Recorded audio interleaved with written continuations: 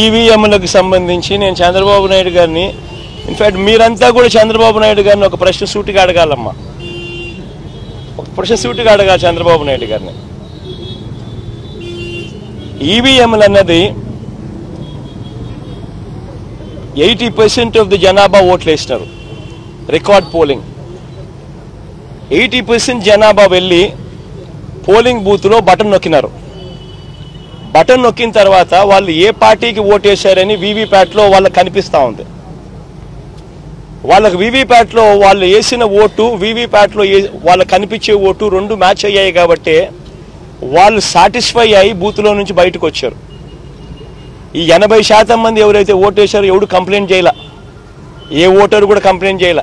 ఇప్పుడు నేనున్నాను, వెళ్ళి నేను ఫ్యాన్ గుర్తుకు నేను నొక్కిన తర్వాత వీవీప్యాట్లో నాకు సైకిల్ గుర్తు కనిపిస్తే నేను ఎందుకు గమ్మనుంటాను కదా. బూత్లో అక్కడే నేను గొడవ చేసిండు, బూత్లోనే వెంటనే కంప్లైంట్ లాంచ్ చేసిండు, బూత్లోనే అన్ని చేసిండు కదా. అట్లా ఏ పార్టీకి ఎవరన్నా కానీ ఇలా ఓటేసిన తర్వాత వీవీప్యాట్లో వేరే పార్టీకి ఓటేసినట్టుగా ఎవరికి కనిపించలేదు కాబట్టి 80% మంది జనాభా ఓట్లేసిన ప్రతి ఒక్కరూ సాటిస్ఫై అయ్యి ఎటువంటి బూత్లో కానీ బూత్లో కంప్లైంట్ ఇవ్వడం కానీ పోలింగ్ ఆఫీసర్ దగ్గర కంప్లైంట్ ఇవ్వడం కానీ ఎటువంటి ఎక్కడ జరగల. ఇవన్నీ చంద్రబాబు నాయుడు గారికి తెలిసి తాను ఎవరికి ఓటేశాడో తనకే తెలియదని చెప్పి సినిమాలో ఒక సినిమాలో విలన్ పాత్ర పోషిస్తూ డ్రామాలు చేయడము ఎంత మటుకు ధర్మం చంద్రబాబు నాయుడు గారిని అని అడుగుతా ఉన్నా. ఇంకోటి రెండో విషయం, ఇంకోటి చంద్రబాబు నాయుడు గారిని అడుగుతా ఉన్నా. పోలింగ్ మొదలయ్యే ముందు ప్రతి పోలింగ్ బూత్లోనూ అన్ని పార్టీలకు సంబంధించిన పోలింగ్ ఏజెంట్లు అక్కడ కూర్చుంటారు. వాళ్ళందరూ కూర్చున్న తర్వాత ఈవీఎంలు వీళ్ళందరూ చెక్ చేస్తారు, వీళ్ళందరూ టెస్ట్ చేస్తారు. 50 ఓట్లు మాక్ పోలింగ్ చేస్తారు. 50 ఓట్లు మాక్ పోలింగ్ చేస్తారు ఈ పోలింగ్ ఏజెంట్స్. వాళ్ళు నొక్కిన గుర్తు వీప్యాట్లో వాళ్ళకు స్లిప్ ఏదైతే బయటకు వస్తుందో ఆ గుర్తు రెండు మ్యాచ్ అయినాయా లేదో చూసుకుంటారు. చూసుకున్న తర్వాత వీళ్ళు సంతకాలు పెడతారు, పోలింగ్ ఏజెంట్ సంతకాలు పెడతారు.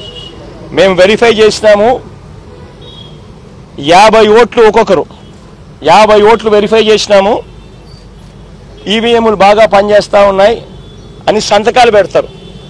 ఆ సంతకాలు పెట్టిన తర్వాతనే జనరల్ ప్రజలకు పబ్లిక్కు ఓటింగ్ను పర్మిట్ చేస్తారు. ఓటింగ్ తర్వాతనే అవకాశం ఇస్తారు జనరల్ పబ్లిక్కు. మరి ఇటువంటి తెలుగుదేశం పార్టీకి సంబంధించిన ఏజెంట్లే అన్ని పార్టీలకు సంబంధించిన ఏజెంట్లతో పాటు కలిసి నొక్కి వీవీప్యాట్లలో కూడా దాన్ని చూసుకొని కరెక్ట్గా అన్ని పనిచేస్తూ ఉన్నాయని చెప్పి వెరిఫైడ్ అని చెప్పి సంతకం పెట్టి పోలింగ్ ఆఫీసర్లకు ఇచ్చిన తర్వాతనే పోలింగ్ మొదలైంది.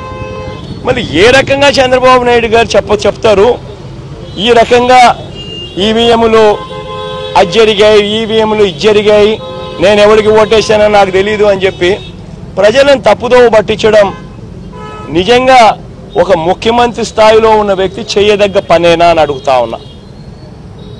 మూడోది చంద్రబాబు నాయుడు గారిని మీ తరఫున అడుగుతా ఉన్నా, మీరు కూడా దయచేసి అడగండి. ఇదే పెద్ద మంది చంద్రబాబు నాయుడు 2014లో గెలిచింది ఈవీఎంలతో కాదా? అప్పుడన్నా ఇంకా వీవీప్యాట్లో ఇంకా లేవు, ఇంకా మేము అనాలా. అప్పుడు బటన్ ఎవరికి నొక్కినామో ఎవరికి పోటు పడిందో మాకు తెలియదని మేము అనాలా. కానీ ఇక్కడైతే కనీసం కనిపిస్తూ ఉంది. వీవీప్యాట్ తర్వాత ఇంకా వీవీప్యాట్ కూడా వచ్చింది. బటన్ నొక్కిన తర్వాత వీవీప్యాట్లో కనిపిస్తూ ఉంది ఏ పార్టీకి ఓటేసామని. అప్పుడు చంద్రబాబు నాయుడు 2014లో గెలిచినప్పుడు అది కూడా లేదు, అయినా మేమేమన్నా. చంద్రబాబు నాయుడు గారు నంద్యాల బై ఎలక్షన్ చేసినాడు, తర్వాత 30,000తో గెలిచినాడు నంద్యాల బై ఎలక్షన్. అప్పుడు ఇదే ఈవీఎంలు ఇదే వీవీప్యాట్ ఆయనకు అనుకూలంగా తీర్పు వస్తే ఏమలా అన్ని బాగున్నాయి. వీవీప్యాట్లు బ్రహ్మాండంగా ఉన్నాయి, ఈవీఎంలు బ్రహ్మాండంగా ఉన్నాయి. మరి ఇదే ఈవీఎంలు జనరల్ ఎలక్షన్స్కు 3 నెలల ముందు రాజస్థాన్, ఛత్తీస్గఢ్, మధ్యప్రదేశ్ 3 రాష్ట్రాలలో కాంగ్రెస్ పార్టీ గెలిచింది, ఇంక్లూడింగ్ కర్ణాటకలో కూడా 4 రాష్ట్రాల్లో కాంగ్రెస్ పార్టీ గెలిచింది. బీజేపీ ఓడిపోయింది 4 ఎలక్షన్లు, ఎన్నికలకు జనరల్ ఎలక్షన్స్కు 3 నెలల ముందు. మళ్ళీ అప్పుడు ఇవే ఈవీఎంలే కదా, అప్పుడు ఎందుకు చంద్రబాబు నాయుడు మాట్లాడలేదు? ఒక ముఖ్యమంత్రి స్థాయిలో ఉన్న వ్యక్తి ప్రజలు తనను వ్యతిరేకంగా ఓటు వేస్తున్నారు అని చెప్పి తెలిసి ప్రజల గాలి తన వైపు లేదు అని తెలుసుకొని ఎంతటి దారుణంగా డెమోక్రసీని అవహేళన చేస్తూ ప్రజల తీర్పును అవహేళన చేస్తూ మాట్లాడుతూ ఉంటే ఈ మనిషి నిజంగా మనిషేనా అని అడుగుతా ఉన్నా. తాను గెలిస్తే ఏమో అన్ని బాగున్నట్టే, తాను ఓడిపోతే మాత్రం ప్రజలు ఓటేయలేదు అనే మాట ఒప్పుకోకుండా ఈవీఎంల మీద నెపాన్ని నెట్టడం. ఈయన బుద్ధి ఈ 5 ఏళ్ళు చూస్తే ఈయన బుద్ధి అయ్యేది. గెలిస్తే సింధుకు నేనే బ్యాడ్మింటన్ నేర్పించిన, బిల్ గేట్స్ కంప్యూటర్ ఎలా నొక్కాలో నేనే నేర్పించిన, సెల్ ఫోన్ నేనే కనిపెట్టా,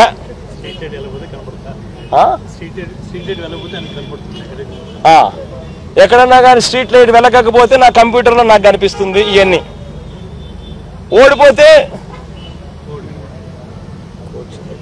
ఓడిపోతే సింధు కోచ్ తప్పు,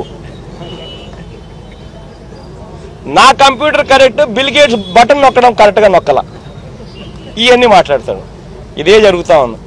ప్రజలు చంద్రబాబు నాయుడు గారు 5 సంవత్సరాల పరిపాలన చూశారు, ఆయన చేసిన మోసాలను చూశారు, ఆయన చేసిన అన్యాయాలను చూశారు, ఆయన చేసిన అధర్మ పరిపాలన చూసిన తర్వాత ప్రజలు ఈ 5 సంవత్సరాల చంద్రబాబు నాయుడు గారి పరిపాలనతో ప్రజలు విసిగెక్కిపోయి ఇక వద్దు బాబు చంద్రబాబు నాయుడు నీ పరిపాలన, బాయ్ బాయ్ బాబు అని చెప్పి ప్రజలు పూర్తిగా డిసైడ్ చేసుకుని చంద్రబాబు నాయుడుకు బాయ్ బాయ్ బాబు చెప్పినారు.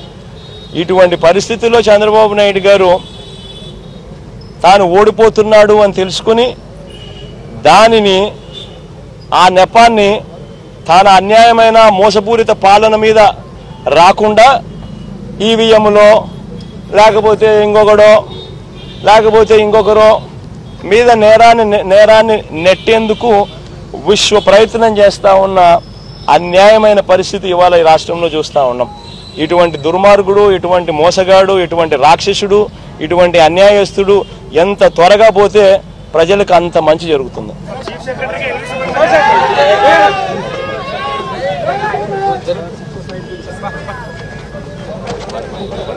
దోసుకుంటారు